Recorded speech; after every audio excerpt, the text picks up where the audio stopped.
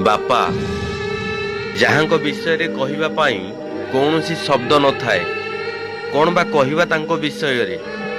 ଜନ୍ମ ସିନା ମା କରନ୍ତି, କିନ୍ତୁ ପେଟରେ ରହିବା ଠାରୁ ଆରମ୍ଭ କରି ବାପା ହିଁ ସବୁ କିଛି ଭରଣ କରିଥାନ୍ତି। ନିଜ ଛୁଆର ଖୁସି ପାଇଁ ବୃଦ୍ଧ ବୟସରେ ବିଦେଶରେ ଯାଇ ଖଟନ୍ତି। ମାସ ଶେଷ ହେବା ଆଗରୁ ମାକୁ ପଚାରନ୍ତି, ମୋ ପୁଅ ମୋ ଝିଅ ପାଇଁ କ'ଣ ଦରକାର ବୋଲି।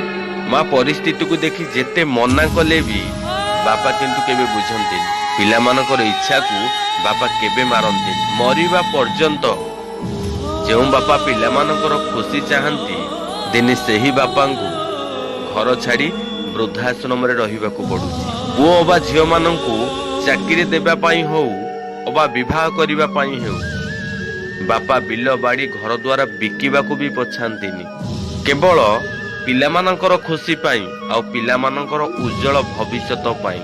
ହେଲେ ବି ପୁଅମାନେ କେବେ ବାପା ମାଙ୍କ ଉପରେ ଶାନ୍ତି ନଥାନ୍ତି, ବାପାଙ୍କୁ ଖାଇବାକୁ ମୁଠେ ଦେବା ପାଇଁ। ଏ ସଂସାରରେ ସମସ୍ତେ ଜାଣିଛନ୍ତି, ବାପା ମାଙ୍କ ଠାରୁ ତ୍ୟାଗ କେହି ବି କରିପାରନ୍ତି ନାହିଁ।